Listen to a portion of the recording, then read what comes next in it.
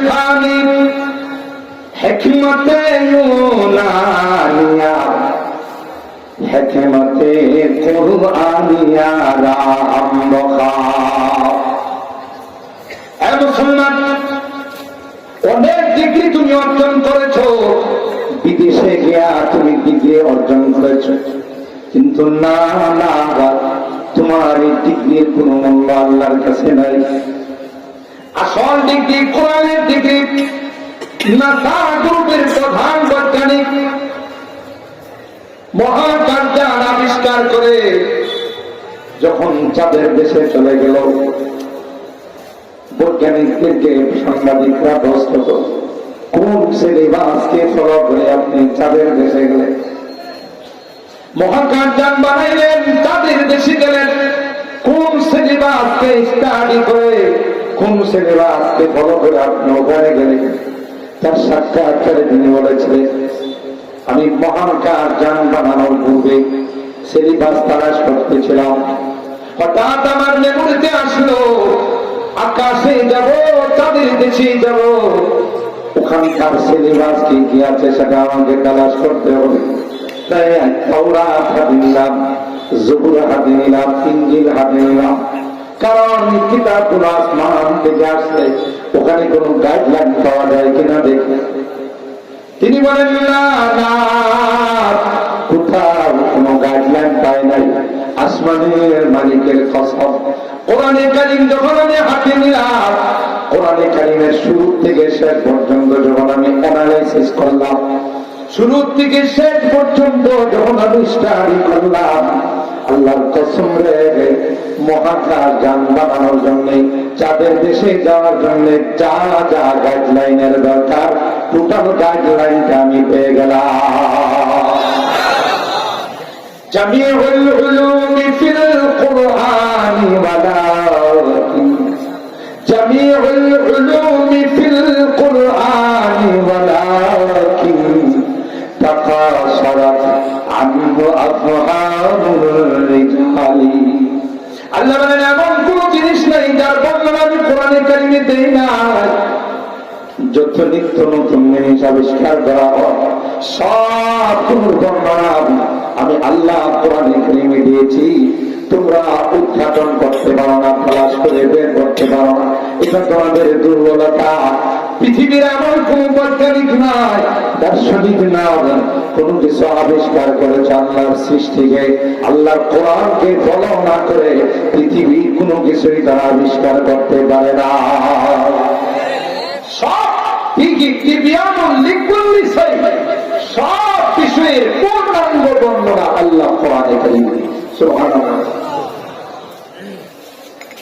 আর হয় ডিগ্রি অর্জন করতে ইসলাম নিষিদ্ধ করে না আল্লামা ডক্টর ইকবাল বলেছেন तुम शौक से कॉलेज में पढ़ो पार्की में चलो जायज है गुब्बारों में उड़ो चरखों में जोड़ो जायज है गुब्बारों में उड़ो चरखों में जोड़ो बस एक सुखन बंदे आजिज के सुनो अल्लाह व नबी अपनी हकीकत को न भूलो তুমি যা ইচ্ছা তা বানাও যেখানে ইচ্ছা সেখানে যাও কিন্তু তোমাকে মনে রাখতে হবে তোমাকে সৃষ্টি করেছেন কে যেটা বলেন তোমার সৃষ্টিকর্তা বানানেওয়ালা জাত একমাত্র তোমার নবী তার ইহসান তার অবদান গোটা জিন্দেগি সিজদায় করে থাকলো আদায়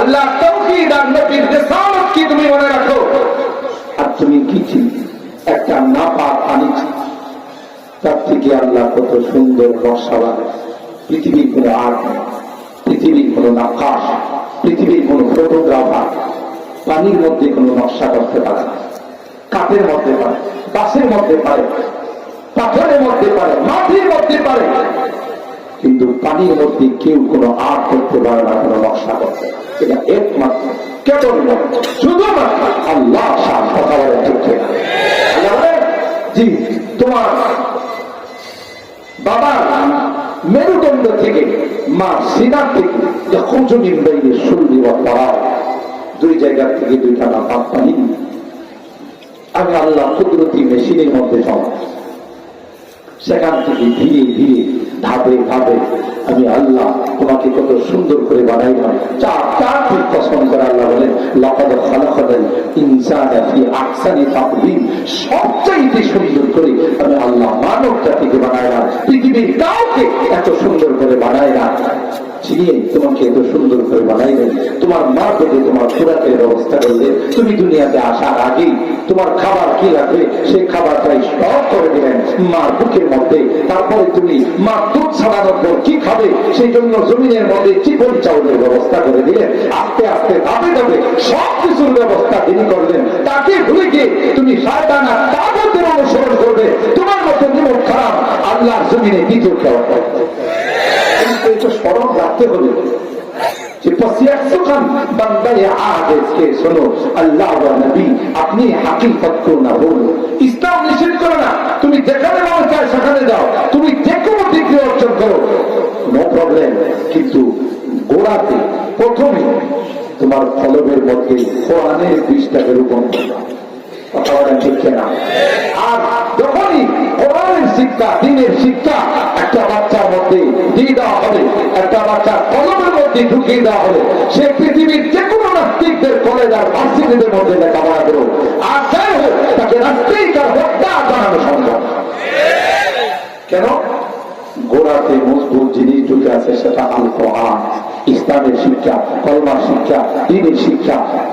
এজন্য যা ইচ্ছা তাই করতে পারো, কিন্তু তোমাকে এটা মনে রাখতে হবে যে কে বানাইছেন, কি জন্য বানাইছেন। মুহতারাম হাজির, এই জন্যে আল্লাহ পাক এখানে বলেন যে ওয়া মা ইয়াযাক্কারু ইল্লা উলুল আলবাব। এই কথা সবাই বুঝবে না, সবার বুঝার যোগ্যতা নেই। যারা বুদ্ধিমান তারাই বুঝবে। আল্লাহ পাক স্পষ্ট ভাবে সূরা আস-সাফের আয়াতের মধ্যে জানিয়ে দিয়েছেন যে গোটা বিশ্বের মানুষ একত্রিত হয়ে যদি চেষ্টা করে আমার জ্বালানো লাইটকে অফ করে দিতে, আমার প্রদীপকে নিভিয়ে দিতে, যেই লাইট আমি আল্লাহ জানিয়েছি, আমাদের মুহতামিম সাহেব আয়াত তিলাওয়াত করেছেন, ইন্না নাহনু নাযালনা যিকরা ওয়া ইন্না লাহু লাহাফিজুন। কোরআন আমি নাযিল করেছি, কোরআনের সংরক্ষণের দায়িত্ব আমি নিয়েছি। সুতরাং কিয়ামত পর্যন্ত গোটা বিশ্ব মিলে যদি চেষ্টা করে, গোটা শক্তি মহাশক্তি পরাশক্তি মিলে যদি চেষ্টা করে কোরআনের লাইটকে অফ করে দেওয়ার জন্য, কোরআনের বাতিকে নিভিয়ে দেওয়ার জন্য, আল্লাহ বলেন যারা অফ করতে যাবে তারাই অফ হয়ে যাবে, আমার কোরআনের লাইটকে অফ করতে পারবে। বাস্তবতা হতে চেষ্টা করেছে পৃথিবীর বহু পড়াশোনা, বহু কুচক্রি মহল এই কোরআনের দ্বীনের লাইটকে অফ করে দেওয়ার জন্য। ইতিহাস তালাশ করলে দেখা যায় একটারও অস্তিত্ব খুঁজে পাওয়া যায়। কোরআন আছে না নাই? ইসলাম আছে না নাই? কোরআনের মাদ্রাসা কমছে না? যত অপবাদ এই কোরআনের মাদ্রাসার বিরুদ্ধে ব্যঙ্গের ছাতার মতো কোরআনের মাদ্রাসা গজাই বলা হয়েছে এখানে জঙ্গিবাদ, প্রজনন কেন্দ্র, সন্ত্রাসীদের আস্তানা, এগুলো বলার কারণে এই জাতি যেহেতু এই মাদ্রাসা গুলোর নাম হলো কওমি মাদ্রাসা। হযরত আকাদারি হযরত বলেছেন, আমি একটু বলি এক করে হযরতের কথার সাথে তাশরীহ হিসেবে বলি, হযরতের কথা তো মতন, আমি তাশরীহ হিসেবে বলি যে কওমি মাদ্রাসা বলা হয় যে মাদ্রাসা জাতির জন্য প্রতিষ্ঠিত, জাতির অর্থে পরিচালিত, জাতির জন্য নিবেদিত, এটার নাম হলো কওমি মাদ্রাসা। কথা বলেন ঠিক কিনা? এরা ইমানের পাহারাদার। এই ষড়যন্ত্রকারীদের ষড়যন্ত্রের কারণে আপনারা বলুন তো দেখি, সিরাজগঞ্জে কি কওমি মাদ্রাসা কমছে না বাড়ছে? বাংলাদেশের কওমি মাদ্রাসা বাড়ছে না কমছে? দিন দিন কওমি মাদ্রাসার সংখ্যা বাড়তেই আছে, বাড়তেই আছে। আল্লাহ বলেন যেই সুদ আমি আল্লাহ চালু করেছি তার ক্ষমতা নাই সুদকে গলা টিপে ধরা। কথা বলেন ঠিক কিনা? দুই নাম্বার কথা, এই সকল কওমি মাদ্রাসা গুলো কারো ব্যক্তিগত কারণে হয় না, এগুলো আল্লাহর ইশারায়। আমাদের দুই হযরতের আব্বা জান অনেক বড় মাপের বুজুর্গ আলেম, বুজুর্গ মানুষ ছিলেন, আল্লাহ ওয়ালা ছিলেন। তার ইখলাসের ভিত্তিতে এই মাদ্রাসা ভিত্তি রাখা হয়েছে।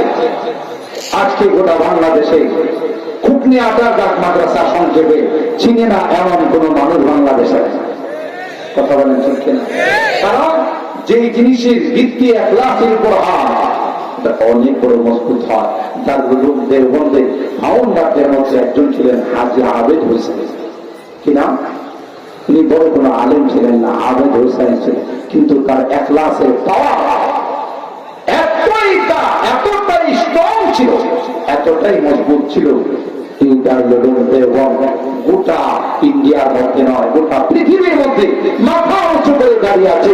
যতই ষড়যন্ত্র হবে দারুল দেওবন এবং তার শাখা প্রসাদে কেউ বন্ধ করতে পারে। आबद की अखी से रोशन है सादात का सच्चा सागमन। आबिद की अखी से रोशन है सादात का सच्चा सागमन। আল্লামা রিয়াসত আলী বিজুলি রাহিমাহুল্লাহ উস্তাদে মুহতারাম হযরতের কাছে আমরা ইবনে মাজাহ শরীফ পড়েছি। চলতা ফেরতা একজন কবি ছিলেন, তার চলাফেরায় মনে হয় যে কবিতা বের হচ্ছে, এমন একজন চিন্তাশীল মানুষ ছিলেন হযরতুল আল্লামা রিয়াসত আলী বিজুলি রাহিমাহুল্লাহ। হযরতের এক একটা লাইন অনেক অর্থে, অনেক বিশ্লেষণের অপেক্ষা করতেছেন। যে ফাউন্ডারদের মধ্যে একজন হযরত হাজী আবেদ হুসাইন রাহিমাহুল্লাহ, তিনিও ছিলেন, কিন্তু তার ইখলাসের পাহাড় এত মজবুত ছিল, দারুল উলুম দেওবন্দ মাথা উঁচু করে সমস্ত বিদাতীদের মধ্যে, কাফির মুশরিকদের মধ্যে দাঁড়িয়ে আছে। কেউ যদি তার দিকে হাত উঁচু করে, আঙ্গুল উঁচু করে তার দিকে তাকায়, সাথে সাথে তার হাতগুলোকে ভেঙে চৌমার করে। দ্বিতীয়, এই দারুল উলুম দেওবন্দের ভিত্তি सरकार दो आलम आका नामदार ताजदार मदीना हजरत मोहम्मद रसूलुल्लाह सल्लल्लाहु ताआला अलैहि वसल्लम নিজের লাঠি মুবারক দ্বারা তার ভিত্তি রেখেছে। সুবহানাল্লাহ। লাঠি মুবারক দিয়ে ডাক দিয়ে গেছে, আরে বাবা তুমি কে? যেই মাদ্রাসাগুলোর ভিত্তি সরকারে দো আলম নবী তার লাঠি মুবারক দিয়ে রেখে যা। দেখা তুমি কি মনে করছো এটা রানা প্লাজা কয়েকজন ধাক্কা দিয়ে ফেলে দিবে?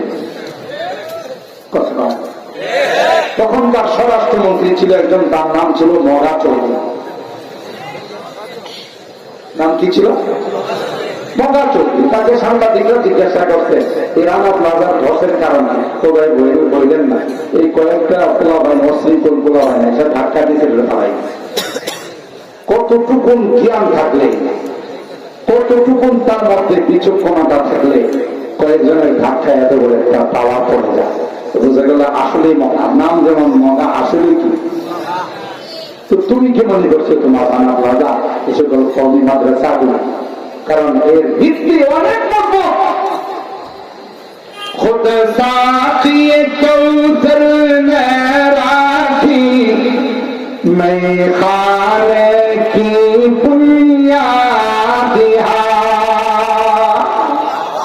साथी कौशल এটারও যদি আরেকটু ঘোরাতে চায়, তাইলে যারা আমাদেরকে একসময় স্বাধীনতা বিরোধী বলছে তাদের নাকে চুলকানি লাগে। কারণ মিয়া তুমি তো কিছু লেখাপড়া করো না, কিছু তো বুঝো না, ইতিহাস না পড়ে আমাদেরকে স্বাধীনতা বিরোধী বলেছ। এদেশের মাটির জন্য যদি কেউ সর্বপ্রথম দান দেওয়ার জন্য প্রস্তুত হয়, তোমরা নয়, তোমাদের সেকেন্ড হোম আছে, সুইস ব্যাংকে তোমাদের টাকা জমা আছে, আকাশ মেঘলা দেখলে তোমরা আকাশ দিয়ে ওয়ার দিয়ে চলে যাও, আর তাদের মাতৃভূমি ছেড়ে কোথাও যাবে না। সঠিক হব্বুল ওয়াতান মিনাল ঈমান, এটা আলিম ওলামাদের মধ্যে আছে। তাই মাঝে মধ্যে দুর্যোগের সময় দেখা যায়, করোনা আসলে, বন্যা আসলে তোমাদেরকে বাতি চালান দেওয়া পাওয়া যায় না, ওলামা একরাম মানুষের পাশে গিয়ে যায়। যে করোনার সময় সবার আয়নার ভিতরে ঢুকছে, গ্লাসের ভিতরে ঢুকছে, কথা বলেন ঠিক কিনা? যত বড় বড় নেতা খেতা ছিল, যত বড় বড় ভিআইপি, সিআইপি, ভিভিআইপি সবগুলো যারা গ্লাসে ঢুকছে, ওলামায়ে কেরাম কাপড়ের কাপড় পরে ওইগুলিকে মানুষকে বলে আমরা জাতির আলেম, আমরা জাতির রহমত, আমরা আসছি। যদি কেউ করোনায় আক্রান্ত হয়ে থাকেন, এমন স্থানে আছে আপনাদেরকে সেবা দেওয়া। কেউ মারা গেলে তাদের কাফন দাফনের ব্যবস্থা করার জন্য আমরা আসি। কোন একটা নেতাকে তো লাইট মারি অভাব, কথা বলেন ঠিক কিনা? জাতির যখন কোন দুর্যোগ আছে, বন্যা আছে, আরো জাতির কোন দুর্যোগ আছে, সবার আগে গরিব মানুষের পাশে হাঁটু পরিমাণ পানি, কমর পরিমাণ পানি ভেঙে যারা গিয়ে পাশে দাঁড়ায়, তারা হলো জাতির রাহবর ওলামায়ে কেরাম। স্বাধীনতা বিলে দিব। এই স্বাধীনতার পিছনে যাদের রক্ত ধরেছে, স্বাধীনতার বৃক্ষের গোড়ায় যাদের রক্ত ধরেছে, যাদের রক্ত ধরা হয়েছে, এরা আর কেন? এরা আমাদের আকাবের দেওয়া। কথা বলে ঠিক না বেশি? इस्लाम के इस मरकज़ से हुई तक़दीस आया आज़ादी की। इस्लाम के इस मरकज़ से हुई तक़दीस आया आज़ादी की। ইসলামের এই কেন্দ্র থেকে, দারুল উলুম দেওবন্দ থেকে সর্বপ্রথম ইংরেজদের বিরুদ্ধে যুদ্ধের জাহাজের ফতোয়া দেওয়া হয়েছে। কথা বলে ঠিক না? 200 বছর যে ইংরেজ দুনিয়ারা এই ভারত উপমহাদেশ শাসন করেছে, শোষণ করেছে, জুলুম নির্যাতন করেছে, তাদের বিরুদ্ধে সবার আগে যারা ফতোয়া দিয়েছেন এরা হলেন আমাদের আকাবের উলাইকা আবাই তাজিহি বিমিসলিহিম কদ জামাআতনা ইয়া জারিরান নাজামি। আর সেই কারণে ভারত ইংরেজদের কাছ থেকে স্বাধীন হয়েছে। ভারত স্বাধীন হয়েছে বলে পাকিস্তান স্বাধীন হয়েছে। পাকিস্তান স্বাধীন হয়েছে বলে পূর্ব পাকিস্তান, পশ্চিম পাকিস্তান স্বাধীন হয়েছে। পূর্ব পাকিস্তান স্বাধীন হয়েছে আর পূর্ব পাকিস্তান স্বাধীন হয়েছে বলে আমরা স্বাধীন বাংলাদেশ। গোড়া ভুলে গিয়ে গোড়া বাদ দিয়ে আগা দিয়ে যদি তুমি টেনে, আর যদি তুমি মনে করো যে তুমি মুক্তিযোদ্ধা, তুমি স্বাধীনতার পক্ষে, আসলে তুমি একটা ভাওতাবাদ বাপ্পার আর বান্দাল করা। इस्लाम के इस मरकज़ से हुई तक़दीस आया आज़ादी की। इस बाम हरम से गूंजी है, इस बाम हरम से गूंजी है सोबार आज़ादी की। इल्म गनल का गहवारा तारीख तो से पारा है, हर निहायत शोला है, हर सलवाया मीनारा है। खुद साकी कौसर मेरा की, मैं खाने की बुनियादिया।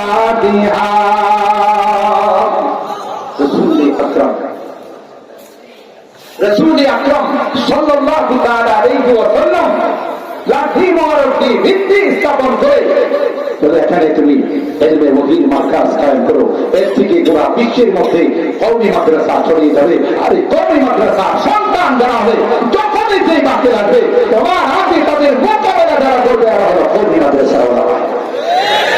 আর এই জন্য আমরা আপনারা এগুলো নিয়ে বেশি চিন্তা করি না, অ্যানালাইসিস করি না, স্টাডি করি না। ইহুদির বাচ্চারা ওরা ঠিকই এগুলো নিয়ে অনেক অনেক লং টাইম অ্যানালাইসিস করে দেখছে যে আর কেউ আমাদের জন্য চ্যালেঞ্জ নয়। যত আছে সবগুলো একটা আমাদের জন্য চ্যালেঞ্জ নয়। আমাদের জন্য সবচেয়ে বড় চ্যালেঞ্জ হলো এই কওমি মাদ্রাসা। কথা বলেন ঠিক কিনা? কারণ কওমি মাদ্রাসায় যারা পড়ে এরা সব দরকারি আলিম হয়, একটাও দরবারে আলিম হয়। কথা বলেন ঠিক কিনা? এগুলো সব দরকারি হয়, জাতির দরকারের জন্য এরা আলেম হয়। কোটি কোটি টাকা তাদের পায়ের নিচে বিলিয়ে দিল, এরা হকের পক্ষে কথা বলে, বাতিলের সামনে মাথা নত করে। এই জন্য ইসরায়েলের বিশ্ব আমিরকে দাওয়াত দিয়ে ওখান থেকে তাকে নসিহত করা হয়েছে যে আপনি যদি কওমি মাদ্রাসা বন্ধ করার কোন ফতোয়া দিতে পারেন তাইলে আপনি সবচেয়ে বড় সফল। তিনি এসে সর্বপ্রথম যে ফতোয়া দিলেন, মাদ্রাসায় যারা পড়ে পড়া, ইমামতি করে যারা, মুয়াজ্জিনি যারা করে, এদের বেতন বেশ্যা নারীর উপার্জন থেকে আরো নিতে। আপনারা হয়তো গভীরভাবে এটা চিন্তা করেন না, এই ফতোয়ার পিছনে কত বড় রহস্য লুকিয়েছে।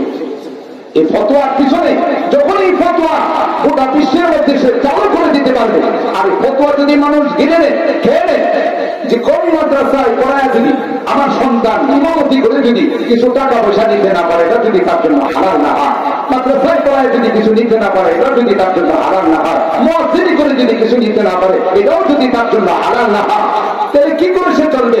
সংসার পরিবার পরিজনকে নিয়ে কি করে চলবে? তাই আমি ওখানে তাকে পড়ায় রাখি, এখানে তার জীবনটা নষ্ট করে লাভ নাই। তাকে আমি ভেনারের লাইনে, দুনিয়াবি কোনো লাইনে পড়ায়, ওখান থেকেই যা পারে সেটা দিয়ে সে চলবে। কথা বলেন।